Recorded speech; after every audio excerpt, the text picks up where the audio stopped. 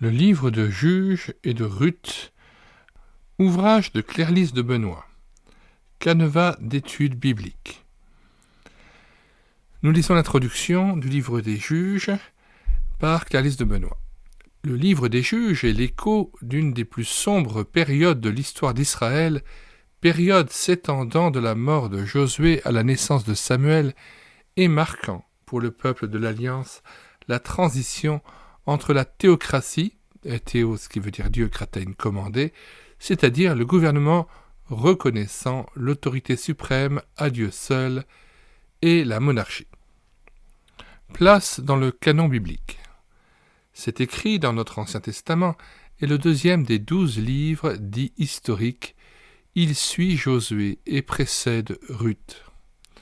Le canon hébraïque, qui divise l'Ancien Testament en 3 parties, la loi, les prophètes et les psaumes, voire Luc 24, verset 44, le place aussi au second rang, mais dans les Nébiim, Rishonim, ou prophètes de la première série. Ce livre, en effet, est plus qu'un récit historique, c'est une véritable parole prophétique proclamant la justice et la miséricorde de Dieu. Nom du livre. Ce deuxième livre de la série historique porte le nom de Juges en raison de la place qu'occupe dans ses pages la biographie des principaux libérateurs ou juges, hébreux shofetim, lesquels sont apparus dans une époque de désintégration spirituelle, morale et politique, comme les instruments de la justice divine pour réprimer les oppresseurs du dehors et rétablir l'ordre à l'intérieur des 12 tribus. Caractéristiques de l'époque des juges. D'épaisses ténèbres planent partout, entrecoupées ici et là par quelques points lumineux. L'apostasie religieuse, fruit de la désobéissance aux ordres formels de Dieu, plonge le peuple élu dans la plus notoire idolâtrie. Cette décadence spirituelle engendre un chaos moral et social indescriptible, aboutissant aux crimes les plus ignobles, dignes Sodome et de Gomorrhe. Et tout cela se meut dans l'atmosphère trouble de l'anarchie politique, chacun étant son propre maître et agissant à sa guise. Sur cet arrière-fond obscur se détachent, étincelantes de clarté, les interventions miséricordieuses de Dieu envers son peuple. C'est ainsi que se succèdent les narrations d'infidélité d'Israël avec le cortège de châtiments et de souffrances que cette infidélité entraîne après elle, et les récits de réveil sous l'impulsion des juges suscités par Dieu et conduits par l'Esprit. Valeur spirituelle du livre. Elle est grande de toute manière, en particulier en notre temps, si semblable sous bien des rapports à celui des juges en Israël. Les heures consacrées à la lecture et à l'étude de ces pages, de prime abord quelque peu rébarbatives, ne seront pas perdues. Bien au contraire. Qui laissera cette partie souvent négligée de la parole de vérité sonder son cœur, et son esprit sera soudain saisi d'une crainte salutaire face aux conséquences tragiques du péché et rempli d'une espérance joyeuse dans la contemplation de la grâce divine.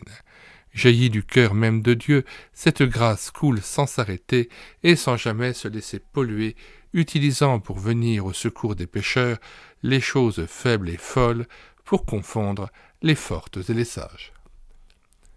Étude maintenant de l'introduction par Clérlys de Benoît du livre de Ruth. Le livre de Ruth, un des plus courts de l'Ancien Testament, est un récit unique en son genre, relatant un événement de famille à l'époque des juges. En contraste frappant avec le livre précédent, ces 4 chapitres respirent une atmosphère de piété, de pureté et d'amour.